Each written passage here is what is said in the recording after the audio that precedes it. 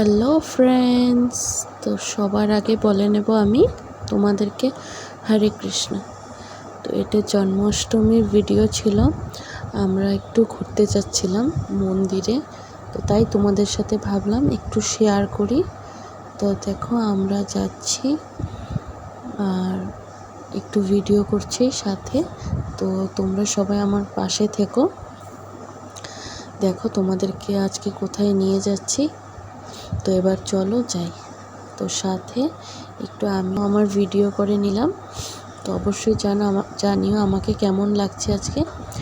তো এবার আমরা হাইওয়েতে এসে পড়েছি, তোমরা দেখতেই পারছো। আর নিচে ব্রহ্মপুত্র নদী, উপরে দিয়ে আমরা যাচ্ছি। দেখো অনেক বেলা থাকতেই বের হয়েছি, কিন্তু সন্ধ্যা হয়ে গেছে। তো একটু রাস্তার জ্যামও ছিল সেই দিন, আমরা যাওয়ার সময় এতটা পাইনি জ্যাম। তো দেখো আমরা এখন হেঁটে হেঁটে যাচ্ছি। তো দেখো রাস্তা প্রচুর ভিড় ছিল সেই দিন। আমরা মন্দিরে যাচ্ছিলাম। তো আমরা অ্যাকচুয়ালি আমিনগাঁও হরে কৃষ্ণ মন্দিরে গিয়েছিলাম। আর এতটাই সুন্দর করে সাজিয়েছিল সেই রাস্তার থেকে মন্দিরের পর্যন্ত। আর মেলাও বসেছিল মন্দিরে। আমি এই নিয়ে দুবার গেছি, অনেক সুন্দর সাজিয়েছিল।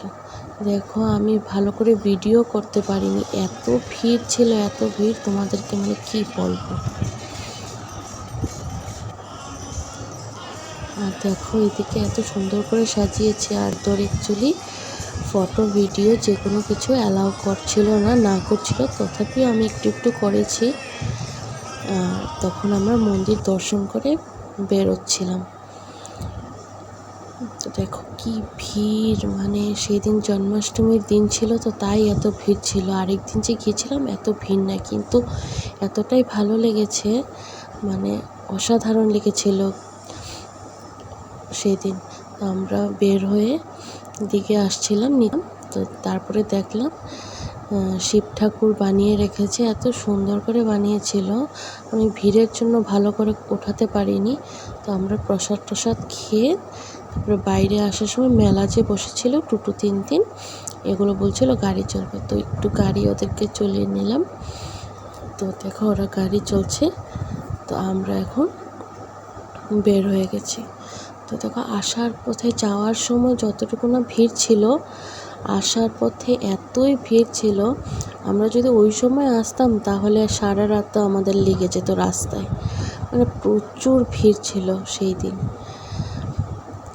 দেখো কেমন রাস্তা, পুরো ভিড়। ওই সাইড দিয়ে তো পুরো ব্লক লেগে গেছে, যাওয়া যাচ্ছিল না। তো তোমাদের ভিডিওটা কেমন লাগলো, আশা করি ভালোই লাগবে। ভালো যদি লাগে আমাকে জানিও। আজকের জন্য এখানেই টাটা।